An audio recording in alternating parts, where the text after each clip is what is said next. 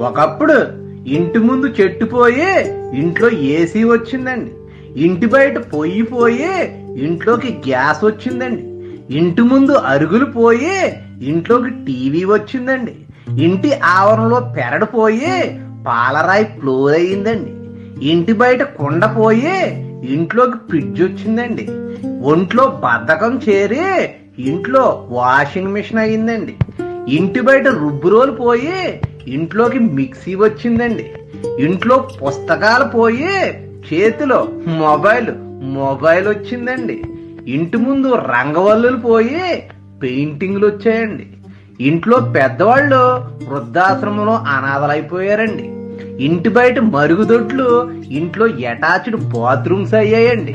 అమ్మ, నాన్న, అత్త, మామ, బాబాయ్, పిన్ని అని పిలుచుకునే పిలుపులు మ్యామ్, డాడ్, ఆంటీ, అంకుల్ గా మారిపోయాయండి. శరీరానికి రాసే సున్నిపిండి పోయి మార్కెట్లో సబ్బులు అయ్యాయండి. జుట్టుకు పెట్టుకునే కుంకుడుగాయలు పోయి షాంపులు అయ్యాయండి. గడపకు కట్టే పచ్చని తోరణాలు ప్లాస్టిక్ పువ్వులు అయ్యాయండి. వంట చేసుకునే మట్టి పాత్రలో ఇంట్లో స్టీలు, ప్లాస్టిక్ గిన్నెలు అయ్యాయండి.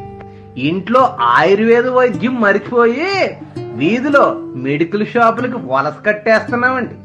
శరీరాన్ని కప్పుకునే దుస్తులు పోయి ఫ్యాషన్ మాయలో గుడ్డ పీలికలు అయిపోయాయండి. ముఖానికి రాసుకునే పసుపు, మేగడ పోయి మార్కెట్లో ఫేస్ క్రీములు అయ్యాయండి. పొడిగైన వాల జడలో కొత్తిమీర కట్టలు అయ్యాయండి.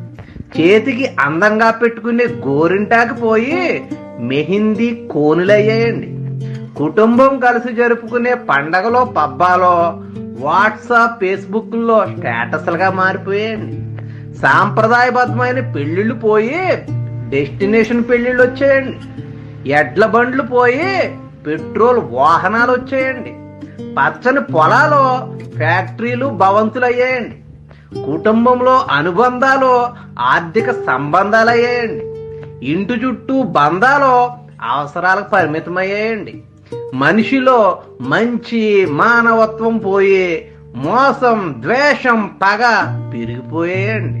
సంపాదన ధ్యాసలో మనిషి జీవితం యాంత్రికంగా మారిపోయిందండి.